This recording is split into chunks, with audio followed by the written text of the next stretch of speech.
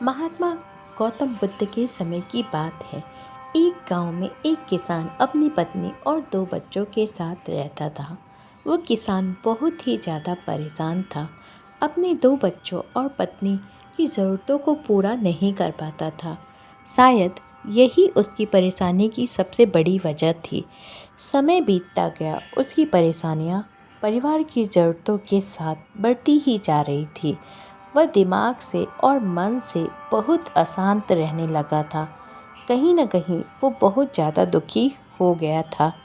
अपने परिवार की ज़रूरतों को नहीं पूरा कर पाने की वजह से एक दिन उसने ये फैसला लिया कि वो अपने घर को, अपने परिवार को, अपने बच्चों को छोड़कर कहीं दूर चला जाएगा। जंगल में चलते चलते उसका शरीर इतना ज़्यादा थक गया कि वह एक नदी के किनारे जाकर वहाँ गिर पड़ा। कुछ घंटों बाद उस किसान को होश आया। वह बेचारा इतना ज़्यादा प्यासा था कि तुरंत वह नदी के पास गया। जैसे ही वो पानी पीने के लिए हाथ पानी में डाला, उसे सामने नदी के पास कुछ लोगों का झुंड दिखाई दिया। उसने ध्यान से देखा तो उसे एक वृक्ष के नीचे महात्मा गौतम बुद्ध बैठे हुए नजर आए। वह तुरंत दौड़ के उनके पास गया और उनके पैरों पर गिरकर बोला, हे महात्मा, हे भगवान, मुझे अपनी शरण में ले लीजिए, मुझे अपना शिष्य बना लीजिए। महात्मा गौतम बुद्ध की शरण में आया हुआ कोई भी व्यक्ति खाली हाथ वापस नहीं जाता। यह किसान तो केवल उनका शिष्य बनना चाहता था। महात्मा गौतम बुद्ध जी ने उसकी मनोदशा को देखते हुए उसे अपना शिष्य बना लिया। गौतम बुद्ध और उनके शिष्य वहाँ पर केवल विश्राम कर रहे थे। उनका विश्राम भी पूरा हो चुका था। वह किसान भी अब महात्मा गौतम बुद्ध जी का शिष्य बन चुका था। अब समय हो चला था आगे की यात्रा को पूरे करने का। गौतम बुद्ध और उनके शिष्य आगे बढ़ते चले गए। कुछ दूर निकल जाने के बाद गौतम बुद्ध जी को बहुत ज़ोर से प्यास लगी। उन्होंने अपने इस नए शिष्य अर्थात किसान से बोला कि प्रिय शिष्य, जाओ, पास में एक सरोवर है, वहाँ से मेरे लिए पानी लेकर आओ। किसान बोला, जो आज्ञा भगवान।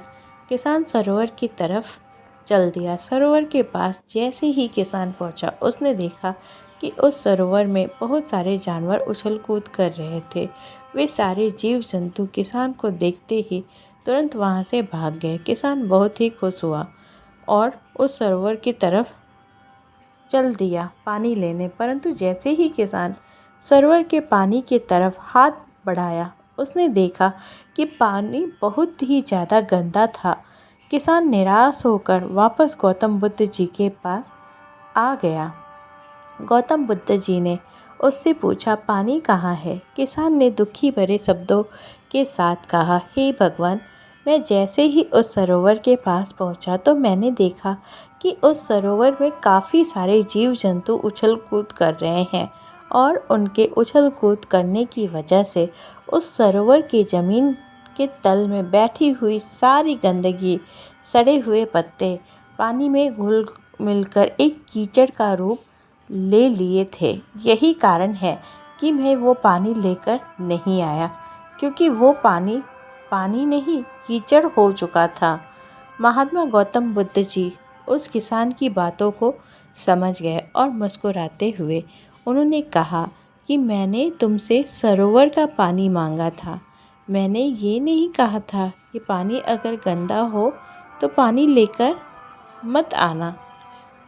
उन्होंने अपने दूसरे शिष्य से अनुग्रह किया कि जाओ और सरोवर से पानी लेकर आओ।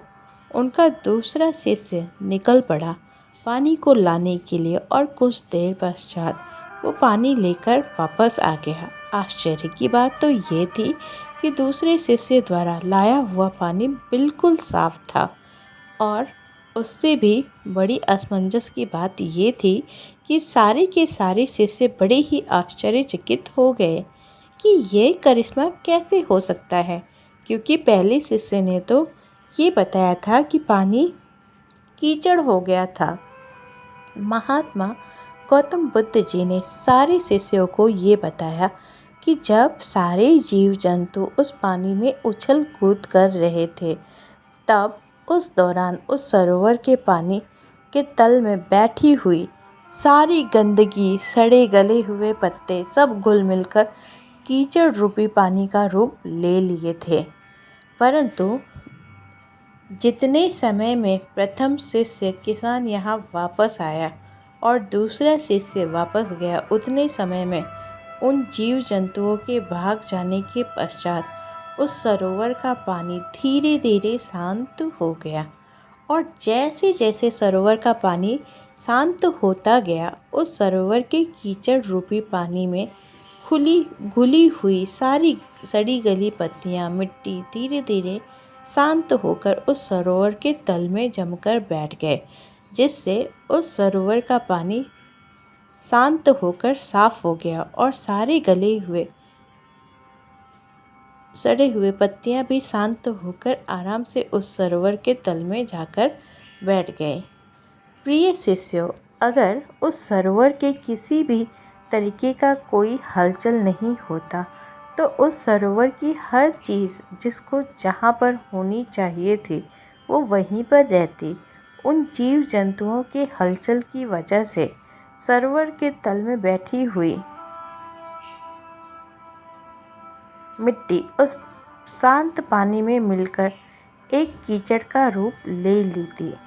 ठीक इसी प्रकार से हर एक व्यक्ति के जीवन में तरह तरह की समस्याएं, परेशानियां और कठिनाइयां आती है, जिसकी वजह से हमारे मन में हलचल सी मच जाती है, हमारा दिमाग और मन अशांत हो जाता है। तत्पश्चात हम कोई गलत निर्णय अर्थात फैसला ले लेते हैं।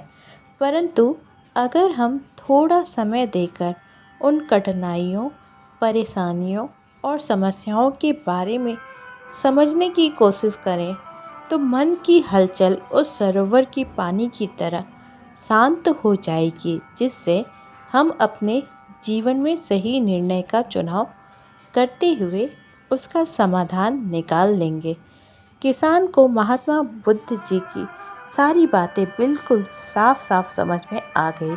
उसे ये भी समझ में आ गया कि उसके परिवार में आई हुई सारी परेशानियां, दिक्कतें और जिम्मेदारियां भी इसी सरोवर की सड़ी गली हुई पत्तियों और मिट्टी रूपी कीचड़ की तरह है।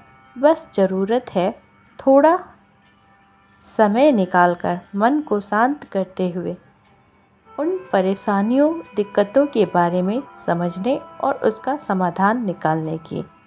साथियों, ये कहानी हमें सिखाती है कि हमारा जीवन भी ऐसा ही है।